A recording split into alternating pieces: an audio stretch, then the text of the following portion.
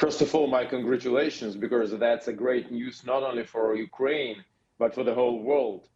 Because that's not the end, but at least decreasing of this artificial food crisis, which was created by Putin and his blockade of the Black Sea, with the awful consequences in millions of starving people, social unrest, hunger strikes, new waves of refugees and migrants crossing the Mediterranean. All these was in Putin's menu, but today we have a liberation day, day of liberation of the Black Sea, which is very good.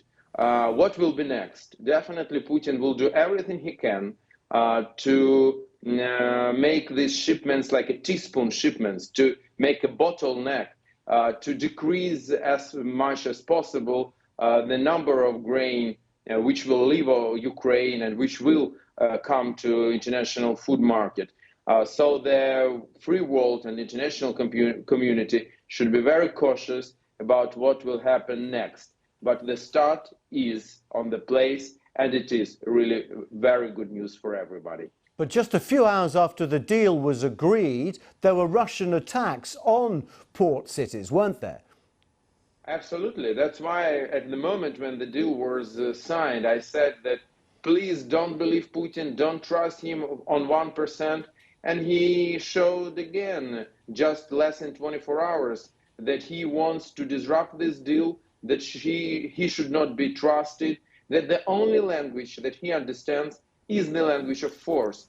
That's why the best option to provide shipments from the Black Sea, in the Black Sea, is to have in the Black Sea NATO warships. That's the best way. And even the deal which we have today, it became possible only because of the successes of Ukrainian army, which destroyed part of Russian Black Sea fleet, including their flagman ship, cruiser Moskva, and liberated Snake Island, and by harpoons, anti-ship missiles, which we received from the United Kingdom.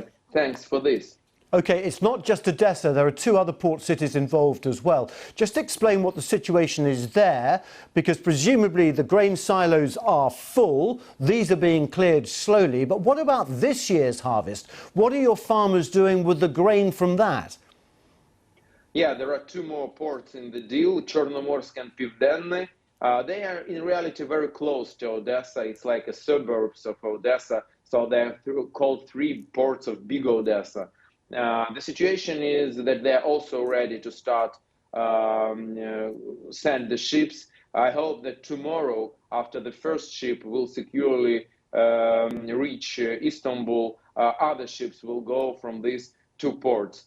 Yes, the problem was that the silos are full, and that's why it's so important to start shipment now, because the new harvest is already in the process, harvest collection. The southern part of Ukraine even finished the harvest collection of barley and wheat. So now it's happening on the other territory of Ukraine. So it was very important to start the shipments now. And fortunately, fingers crossed, we can say that they started.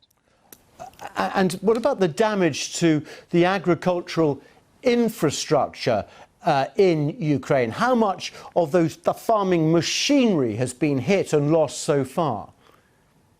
Has been hit, lost, and also stolen by Russia. Russia is stealing not only Ukrainian grain, but also Ukrainian machines. And they are found, for example, in Chechnya, in other parts of Russia, because they have trackers on them and they can easily be tracked. There is damage. Definitely next year, the harvest from Ukraine will be lower than this year. This year it will be lower than it was previous year, but it's not critical for the moment. And Ukraine is still a breadbasket, not only of Europe, but of the planet. And all this situation again showed how important is Ukraine in the securing of global food situation. And just briefly, what are you going to do with the revenues of the sales of this grain? They will come to farmers and they will give them possibility. That is their grain. And they are selling it now. They will receive finances to make a new seeding season in autumn. Without this, they would not do this. And next year would be a disaster. So hope that these shipments will continue. Okay, Oleksiy Goncharenko, MP for Odesa.